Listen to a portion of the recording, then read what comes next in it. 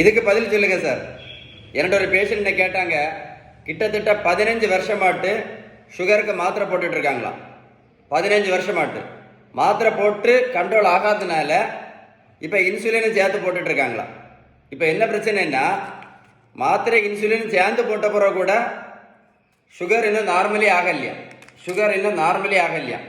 நான் உங்கள்கிட்ட ஒரு கேள்வி கேட்க போகிறேன், சரியா? சுகருக்கும் ப்ரெஷருக்கும் மாத்திரை மட்டும் போட்டதுனால யாருக்காவது சரியா இருக்கு இந்த உலகத்தில்? சொல்லுங்களா. சுகருக்கும் ப்ரெஷருக்கும் மாத்திரை மட்டும் போட்டதுனால யாருக்காவது சுகர் சரியா இருக்கா, இல்லை ப்ரெஷர் சரியா இருக்கா? சொல்லுங்களா. நடைபயிற்சி மட்டும் பண்ணனால யாராவது சுகர் மாத்திரை நடத்தியிருக்காங்களா, இல்லை ப்ரெஷர் மாத்திரை நடத்தியிருக்காங்களா, இல்லை இன்சுலின் நடத்தியிருக்காங்களா?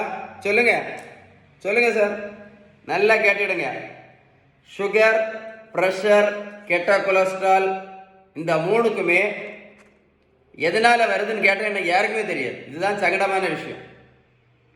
சுகர், ப்ரெஷர், கெட்ட கொலஸ்ட்ரால், இந்த மூணுக்குமே ஒரே ஒரு காரணம் தான்.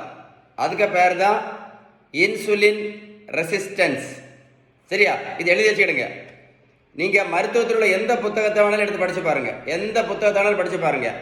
இந்த இன்சுலின் ரெசிஸ்டன்ஸை சரி பண்ணுறதுக்கு அவங்க சொல்லக்கூடிய முதல் ட்ரீட்மெண்ட், பெஸ்ட் ட்ரீட்மெண்ட் என்னது? பேலன்ஸ்டு டயட் தான். அடுத்தது நல்ல உடல் உழைப்பு, மூணாவது நல்ல தூக்கம், கடைசி தான் மாத்திரை, அதுக்கும் கடைசி தான் இன்சுலின். புரிஞ்சுதா இல்லையா?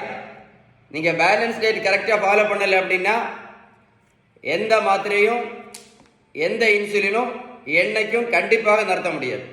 ஸோ அவ்வளோ பவர்ஃபுல் தான் இந்த பேலன்ஸ்டு டயட். புரிஞ்சுதா இல்லையா? நான் சொன்ன இன்ஃபர்மேஷன் உங்களுக்கு உண்மையிலே யூஸ்ஃபுல்லாக இருந்தால் கமெண்ட்ஸில் OES டைப் பண்ண மறந்துடாதுங்க. வீடியோ லைக் பண்ண மறந்துடாதுங்க.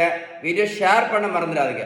நிறைய பேருக்கு யூஸ்ஃபுல்லான வீடியோ, மறக்காமல் ஷேர் பண்ணுங்கள். ஷேர் பண்ணுவீங்களா? Stay tuned.